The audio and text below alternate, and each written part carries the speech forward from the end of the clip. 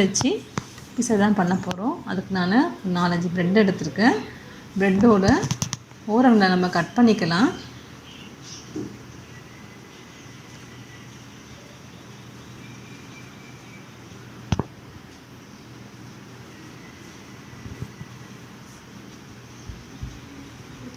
பாருங்க, எல்லாம் கட் பண்ணி எடுத்தாச்சு. நம்ம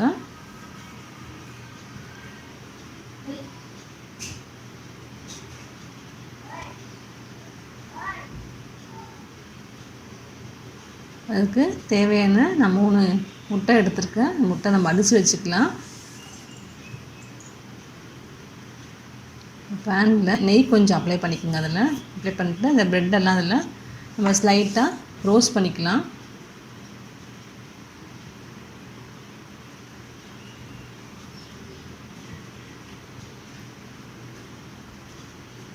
மேலே கொஞ்சம் நெய் விட்டுக்கலாம். அப்போ தான் நல்லா ரோஸ்ட் ஆகும் நமக்கு.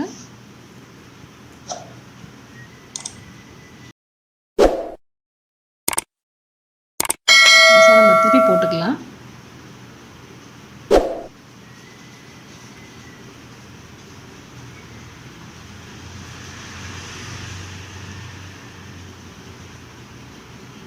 இதுதான் நம்ம மேலே நம்ம அடிச்சு வச்ச முட்டையை நம்ம ஃபுல்லாக அதில் ஊற்றிப்போம்.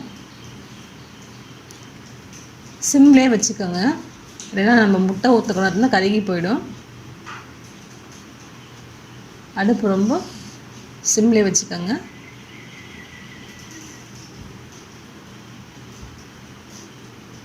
முட்டை வெந்துருச்சு. ஓரங்களில் கொஞ்சம் எண்ணெயோ நெய்யோ ஊற்றிக்கலாம்.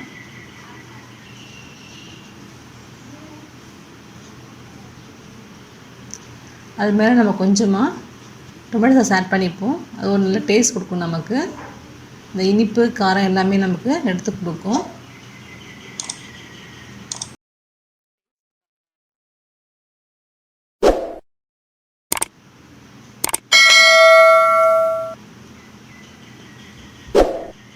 அது மேலே சில்லி ஃப்ளேக்ஸ் கொஞ்சம் போட்டுக்கலாம்.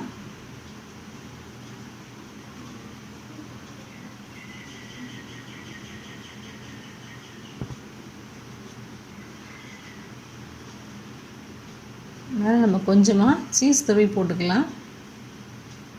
துருவியும் போட்டுக்கலாம், அப்படியே கொஞ்சமாக எடுத்து வச்சுக்கலாம். அதில்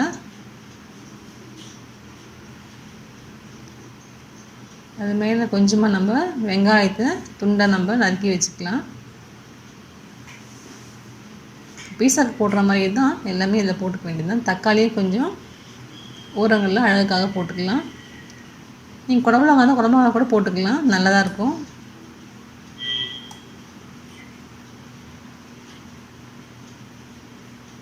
அவ்வளோதான். ஒரு 2 நிமிஷம் அது வெந்து நமக்கு அந்த சீஸில் நல்லா உருகி வரட்டும். வெயிட் பண்ணுவோம்.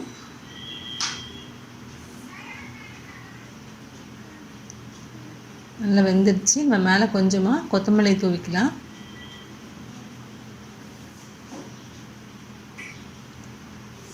அடுப்பு ஆஃப் பண்ணிடுங்க.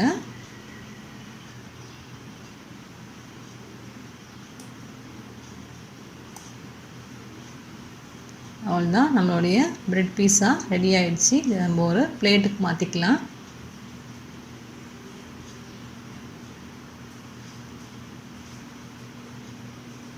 ரொம்ப ஈஸி தான், ஈவினிங் டைமில் செஞ்சு தர்றது. பாருங்கள், பின்னாடிக்கெலாம் நல்லா வெந்திருக்கு. அந்த முட்டையோடது நல்லா வந்திருக்கு. இது சிம்பிளான ரெசிபி தான், நீங்கள் 10 நிமிஷத்துக்கு செஞ்சிடலாம். இது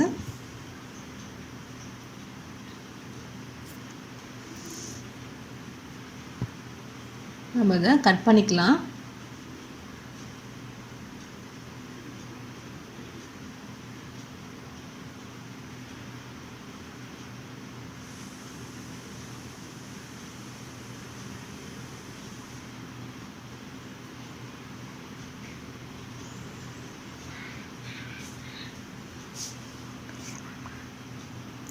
பாருங்கள், பீஸை நல்லா ஸ்டேஸாக வந்துடுச்சு. நீங்களும் செஞ்சு பாருங்கள். இது ரொம்ப ஈஸியான ரெசிபி தான்.